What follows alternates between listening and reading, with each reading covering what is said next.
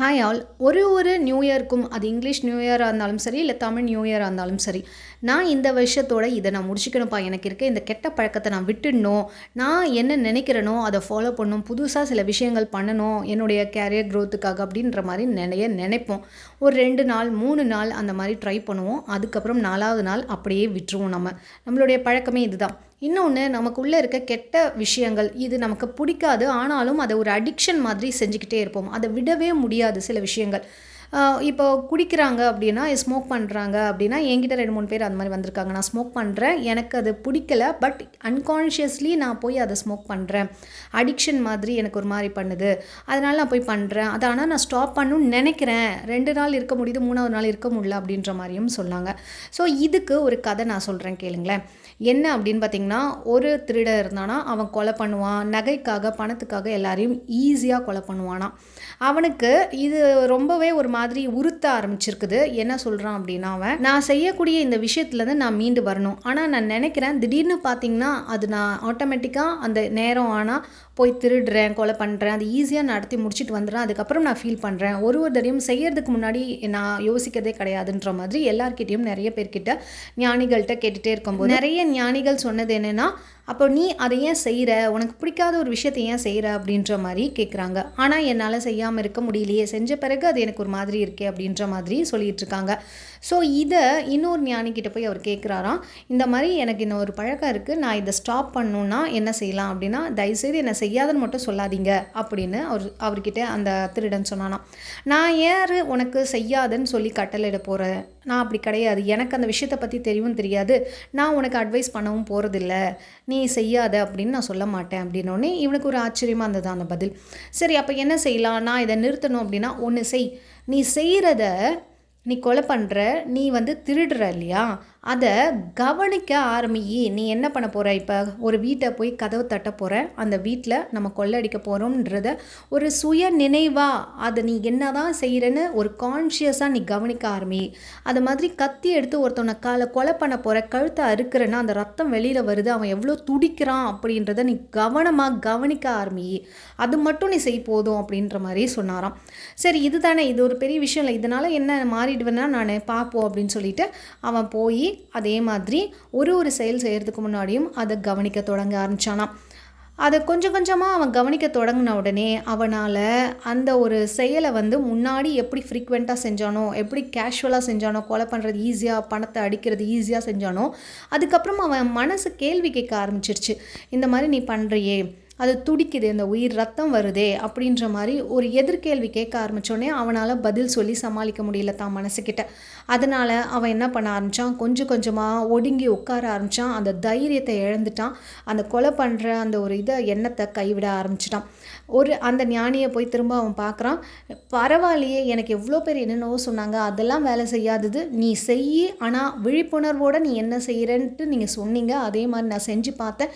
என் மனசை என்னை போட்டு படுத்தி என்னை அதை செய்ய விடாமல் தடுத்துருச்சு, அதனால் உங்களுக்கு நன்றி அப்படின்ற மாதிரி சொன்னானாம். ஸோ அதுதாங்க இங்கே விஷயம். என்னென்னா, நமக்கு அன்கான்ஷியஸாக ஒரு உணர்வு தோணுது அப்படின்னா, இதை செய், இதை பண்ணு அப்படின்னு ஒரு உணர்வு தோணுதுன்னா, அப்போ நீங்கள் டிட்டாச் ஆகிடணும். கொஞ்சம் இருந்து அந்த உணர்வை கவனிக்க ஆரம்பிங்க. இது ஏன் நமக்கு மாதிரி நம்ம தூண்டுது, இந்த மாதிரி செய்ய சொல்லுது அப்படின்னா, கொஞ்ச நேரம் நீங்கள் கவனிக்கும் போது அந்த எண்ணங்கள் தானாகவே கொஞ்ச நேரத்திலே காணாமல் போயிடும். அது ரொம்ப நேரம் சஸ்டெயின் ஆகாது. நம்ம எப்போ ரியாக்ட் பண்ணுறோமோ, அந்த எண்ணங்களுக்கு எப்போ ரியாக்ட் பண்ணி ஒரு செயல் வடிவம் கொடுக்குறோமோ அதுதான் கண்டினியூ ஆகும். அது அப்படியே மனசை அடிக்ஷனாக கொண்டு போயிடும். கொஞ்சம் இதை நீங்கள் கான்ஷியஸாக, இப்போ எனக்கு ஸ்மோக் பண்ணுற மாதிரி இருக்குது, நான் ட்ரிங்க் பண்ணுற மாதிரி இருக்குது அப்படின்னா, அதை கொஞ்சம் நீங்கள் போய் அதை ஸ்மோக்கிங் எடுத்து வாயில் வைக்கும்போது என்ன நம்ம லங்ஸ் எல்லாம் எப்படிலாம் சீரழியும் அப்படின்றதெல்லாம் நீங்கள் யோசிக்க ஆரம்பிச்சிங்கன்னா, கொஞ்சம் கொஞ்சமாக உங்களுக்கே அந்த மனசு கேள்வி கேட்க ஆரம்பிச்சிடும். அப்போது கான்ஷியஸாக நீங்கள் கவனிக்க ஆரம்பிக்கிறீங்க, நம்மளுடைய உடம்பை நம்மளே வீணாக்கிக்கிட்டு இருக்கோம் அப்படின்னு சொல்லிட்டு. அப்போ கொஞ்சம் கொஞ்சமாக மனசு கேள்வி கேட்கும்போது அந்த கேள்விக்கு பதில் உங்களால் சொல்ல முடியாமல் நீங்கள் அதை தவிர்க்க ஆரம்பிப்பீங்க. மற்றபடி என்ன பண்ணாலும் நம்மளுடைய அடிக்ஷன்ஸை நம்மளால் சரி பண்ணவே முடியாது. அந்த ஒரு மனிதன் அவங்களே மனசு வச்சாதான் அதை சரி பண்ண முடியும். அதை கான்ஷியஸாக கவனிக்க ஆரம்பித்தாதான் சரி பண்ண முடியும். இப்படி நீங்கள் நாளையிலேருந்து செய்ய ஆரம்பிங்க. நீங்களே கவனிக்க ஆரம்பிங்க. நீங்கள் செய்கிற செயல்களை கவனிக்க ஆரம்பிங்க. இது உங்களை டிடாக்ஸ் பண்ணுறதுக்கு உதவும். அடுத்து மேம்பாட்டிற்காக நான் என்ன பண்ணலாம், தமிழ் நியூ இயர் அதுமா நான் என்னுடைய மேம்பாட்டிற்காக என்ன பண்ணலாம் அப்படின்னா, ஆழ் மனசுக்கும் நமக்கும் நிறைய சம்மந்தம் இருக்குது. அதுதான் நம்ம லைஃப்பை லீட் பண்ணிகிட்ருக்கு. நமக்கு ஏற்கனவே உங்களுக்கு எல்லாருக்குமே தெரியும், நைட்டே அந்த கனி காணுதல் அப்படின்ற மாதிரி அந்த பணத்தை ஒரு பிளேட்டில் நகை ஏதாவது இருந்தால் பழம் முக்கணிகள் வச்சு பூ மலர் எல்லாத்தையும் வச்சு பருப்பு உப்பு மஞ்சள் இதெல்லாம் வச்சுட்டு சாமிக்கிட்ட நைட்டு ஒரு கண்ணாடியை வச்சுட்டு நீங்கள் போய் படுத்துட்டு காலையில் எழுந்து போய் அந்த சாமி ரூமை பார்க்கும்போதே ஒரே எப்படி இருக்கும்னா நம்ம வீடு நிறைஞ்சிருக்கும் பணத்தாலையும் நகைகளாலும் நம்மளுடைய செல்வ வளங்களால் நம்ம வீடு வந்து நிரம்பி இருக்குது அப்படின்னு நம்ம மனசு நம்ப ஆரம்பிச்சிருமா, ஆழ் மனசு நம்ப ஆரம்பிச்சிரும்ன்றதுக்காக தான் அதை அந்த மாதிரி செய்கிறாங்க.